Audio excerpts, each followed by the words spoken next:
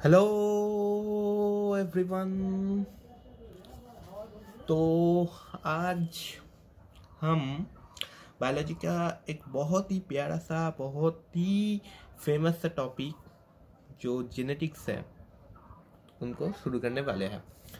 आज का जो वीडियो है वो जेनेटिक्स का थोड़ा सा इंट्रोडक्शन है।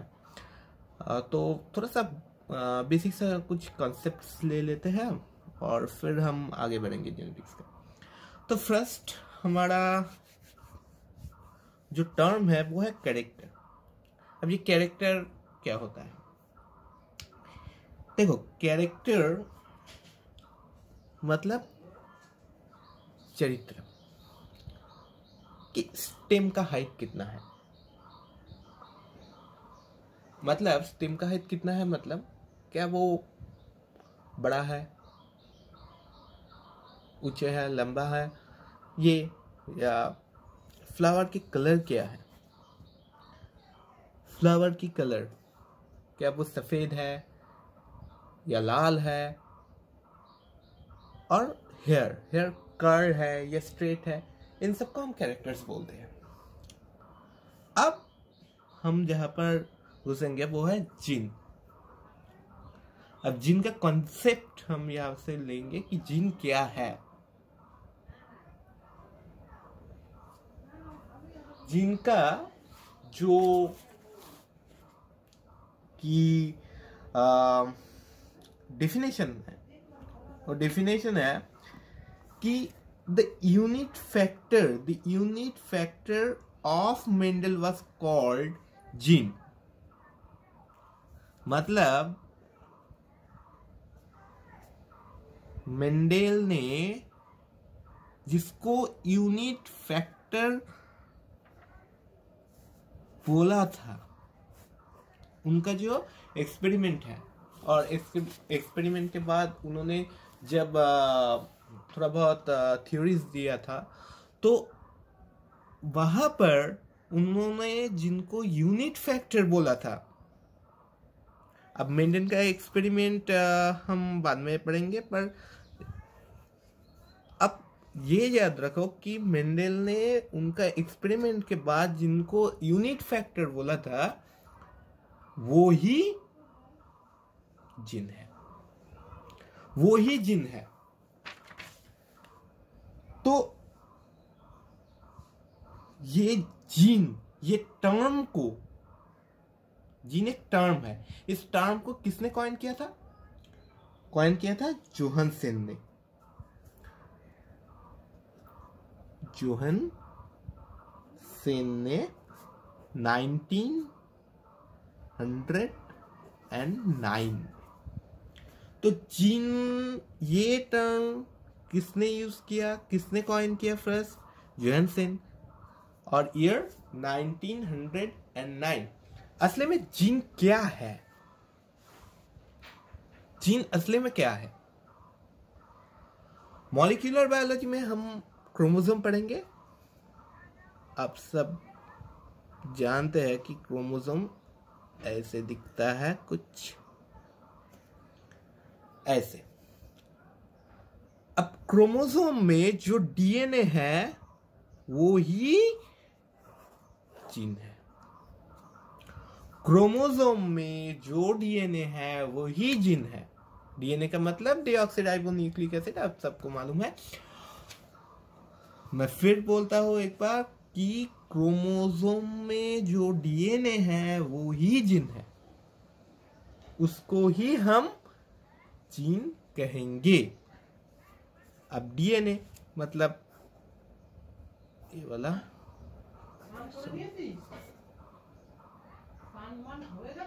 सॉरी, ये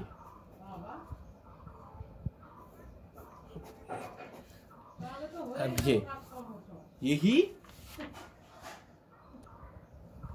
यही डीएनए है और यही जीन है, बस ऐसे ही।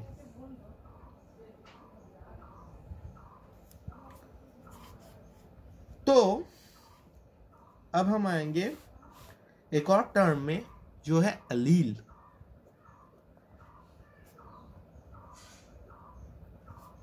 अब एलील्स क्या होता है, देखो समझो।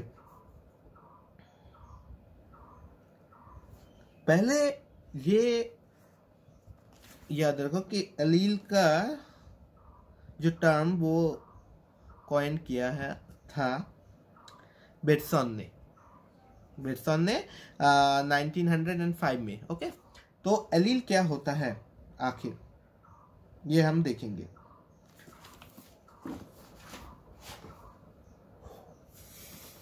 तो चलो देखते हैं।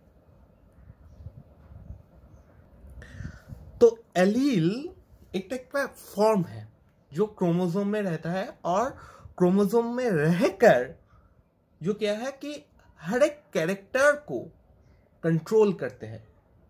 कैसे, चलो देखते हैं। तो समझो कि ये क्रोमोसोम है, इस क्रोमोसोम में 4 और 4, ये 4 है। ये allele number 1, allele number 2, allele number 3 और एलील नंबर 4 है। अब क्रोमोसोम में जो एक फॉर्म है क्या करता है वो, कि हर एक कैरेक्टर को कंट्रोल करते हैं, वही है एलील। एलील को कॉइन किया किसने फर्स्ट, बेटसन ने 1905। यानी कि समझो कि एक क्रोमोसोम है हमारे बॉडी में। उस क्रोमोसोम के अंदर एक फॉर्म है, और वो फॉर्म हमारा जो स्किन का कलर, आई का कलर, वो कंट्रोल कर रहा है। वो ही एलील है। तो एलील के बारे में हम बाद में पढ़ेंगे, पर एलील कहां पर रहता है, क्रोमोसोम के अंदर रहता है। और क्रोमोसोम के अंदर क्या है, क्रोमोसोम के अंदर डीएनए है। यानी कि एलील हम बोल सकते हैं डीएनए में ही रहता है, क्योंकि डीएनए ही जीन है। तो यही है। तो ऐसे हम समझेंगे कि यहां पर क्रोमोसोम है, क्रोमोसोम के अंदर जो डीएनए है उसको हम जीन्स कहेंगे, और जीन्स के अंदर क्या है, एलील्स है। एलील्स क्या करते हैं, एलील्स हम सबकी बॉडी का जो कैरेक्टर्स है उनको कंट्रोल करते हैं। ओके, चलो ओके। तो अब हम आएंगे लोकस पर। लोकस, इसका प्लूरल फॉर्म में बोलेंगे हम कि लोसी। क्या बोलेंगे, लोसी मतलब क्या है, या लोकस का मतलब क्या है। देखो समझो जहां पर समझो एक क्रोमोसोम है, क्या है, क्रोमोसोम है। ये 2 आर्म क्रोमोसोम है, ठीक है, इसको 2 आर्म क्रोमोसोम, 2 आर्म्स। यहां पर समझो कि क्रोमोसोम है। अब क्रोमोसोम के अंदर क्या है, क्रोमोसोम के अंदर जो है डीएनए है। अब उस डीएनए के अंदर क्या है, डीएनए ही क्या है, डीएनए ही जीन है। ओके, तो अब समझो कि इस क्रोमोसोम का हम ये आर्म ले लेते हैं, इस क्रोमोसोम का ये आर्म हम ले लेते हैं। यहां पर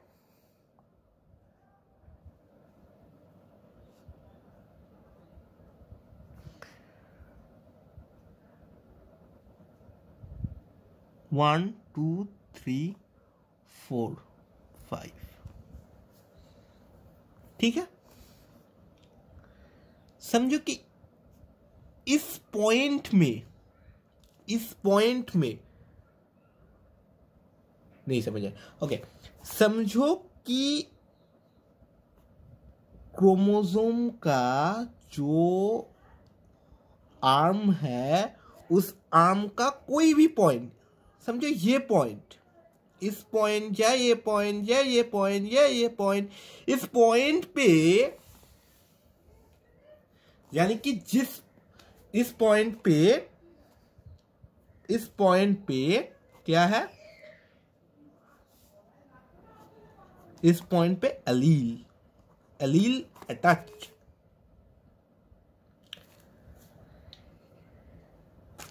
इस पॉइंट को हम बोलेंगे लोकस, और प्लूरल फॉर्म में हम उसको कहेंगे लोसी।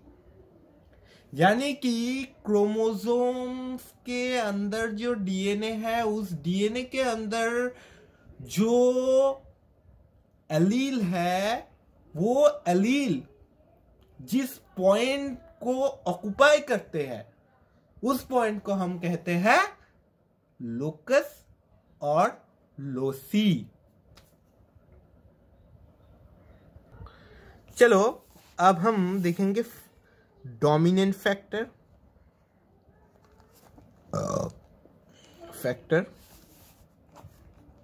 एंड रिसेसिव फैक्टर और डोमिनेंट फैक्टर। ये क्या है? अब देखो,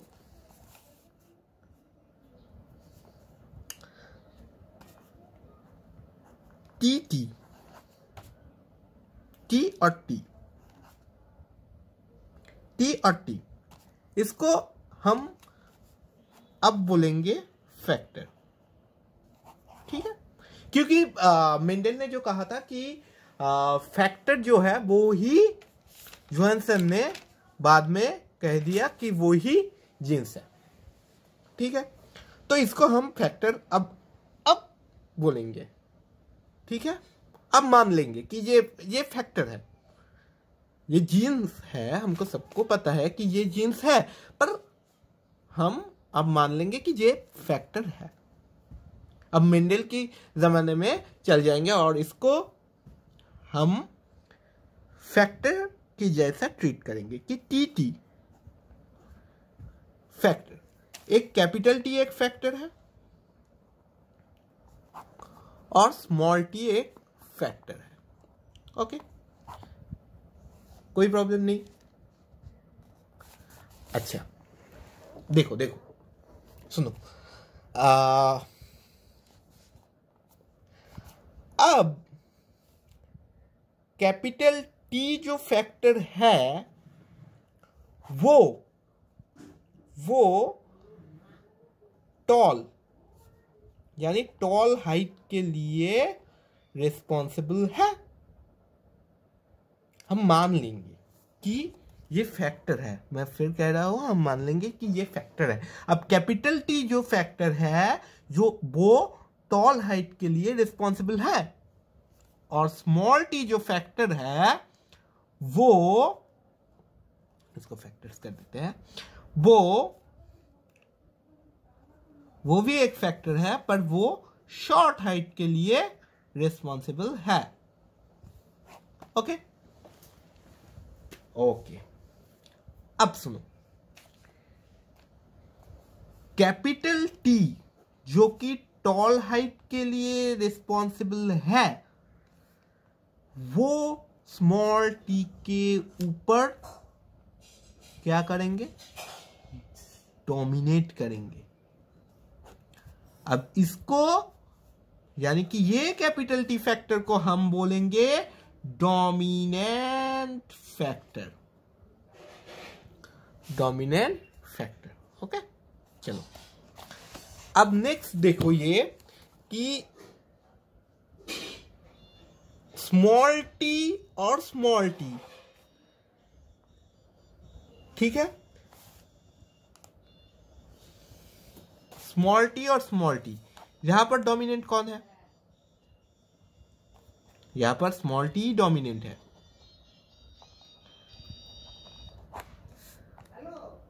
और ठीक है, क्योंकि स्मॉल टी के ऊपर डोमिनेट कर सकता है। अब यहां पर आओ कि स्मॉल टी के ऊपर कैपिटल टी डोमिनेट कर रहा है और ये स्मॉल टी डोमिनेटेड हो रहा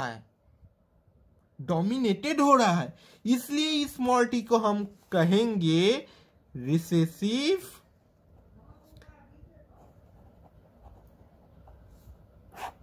फैक्टर। चलो इसको थोड़ी अलग तरीके से समझते हैं कि एक ऊंचा लंबा सा पावरफुल एक आदमी आया और वो क्या है, वो सबके ऊपर डोमिनेट करेंगे। कैसे डोमिनेट करेंगे? अगर समझो कि एक नन्हा सा मुन्ना सा जो एक आदमी, उनके ऊपर ये डोमिनेट करेंगे, यानी कि जिसके अंदर पावर ज्यादा है वो डोमिनेट करेंगे जिसके अंदर पावर कम है उनके ऊपर। अब नन्हा सा मुन्ना सा दो आदमी एक के ऊपर एक तो डोमिनेट नहीं कर सकता, तो वो है स्मॉल टी। और ऊंचा लंबा सा जो आदमी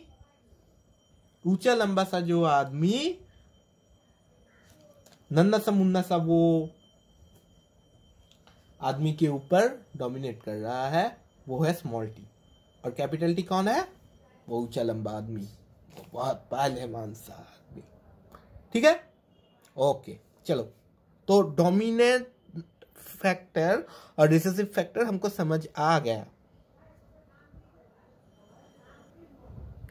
ओके, तो अब हम थोड़ा सा जो जीन तो हमने समझ लिया कि जीन क्या है, एलिस क्या है, लोकस क्या है, लोसी क्या है, फैक्टर्स क्या होता है और डोमिनेंट फैक्टर, रिसेसिव फैक्टर्स क्या है। अब हम थोड़ा सा समझेंगे कि जीनोम क्या है। जीनोम क्या है? जीनोम, हैंडराइटिंग थोड़ा सा खराब है, थोड़ा सा एडजस्ट कर लेना। ठीक है, चलो हम जीनोम क्या है ये देखते हैं। जीनोम है कि जीनोम को कैसे डिफाइन करते हैं हम, कि genome is the entire genetic set of a prokaryotic or virus or the haploid genetic set of a eukaryote।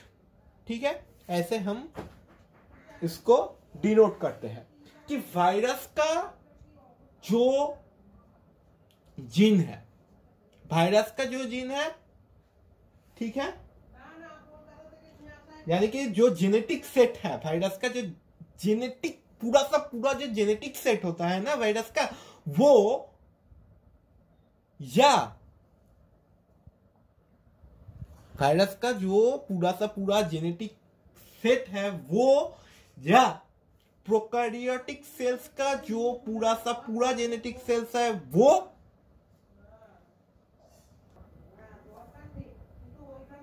या यूकैरियोटिक सेल्स का, यूकैरियोटिक ऑर्गेनिजम्स का जो यूकैरियोटिक सेल्स होता है उनका जो हैप्लॉइड सेट जीन्स है उनको हम कहेंगे जीनोम। देखो 2n इज इक्वल टू 46, ये है ह्यूमन का टोटल क्रोमोसोम, ऑटोसोम जिसको हम कहते हैं ऑटोसोम, यानी कि बॉडी का जो क्रोमोसोम है। ठीक है, अब इसको n इक्वल्स टू 23 में हम लिखेंगे n इज इक्वल्स टू 23। ये हैप्लॉइड फॉर्म में आ गया। अब क्योंकि ये है डिप्लॉइड फॉर्म और ये है हैप्लॉइड फॉर्म। अब क्या होगा कि अब ये 23 क्रोमोसोम्स, मतलब n इक्वल्स टू 23, इस 23 में जितना सा जीन्स होगा उन सबको इंटीग्रेट करके हम बोलेंगे ये है जीनोम। समझ आ गया? अब हम आएंगे कि जीन पूल। ये जीन पूल होता क्या है यार? क्या होता है जीन पूल? चलो देखते हैं कि जीन पूल क्या होता है। जीन पूल होता है कि एग्रीगेट ऑफ जीन्स, ठीक है, एग्रीगेट ऑफ जीन्स। किसका?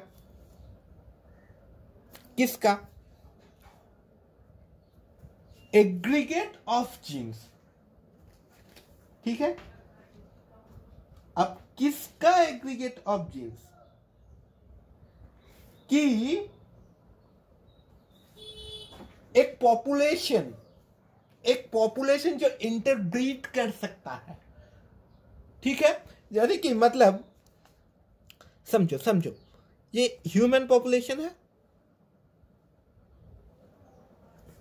ह्यूमन पॉपुलेशन, यानी कि ह्यूमन पॉपुलेशन के अंदर ह्यूमंस है।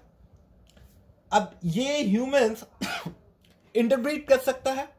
अब ये इंटरब्रीड कर सकता है ह्यूमन पॉपुलेशन। अब हम कहेंगे कि हर ह्यूमन का जीन्स ले लो यार। समझो कि 200 लोग हैं। अब इन 200 लोग का जीन्स ले लो, मतलब 200 लोग का जीन्स का एग्रीगेट करो, उनका एडिशन करो और इसको ही हम कहेंगे जीन पूल। अच्छा चलो एक और एग्जांपल लेते हैं कि फ्रॉग पॉपुलेशन,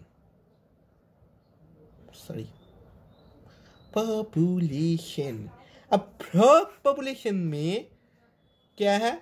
फ्रॉग पॉपुलेशन में बहुत सारे फ्रॉग्स है, वो इंटरब्रीड कर सकता है।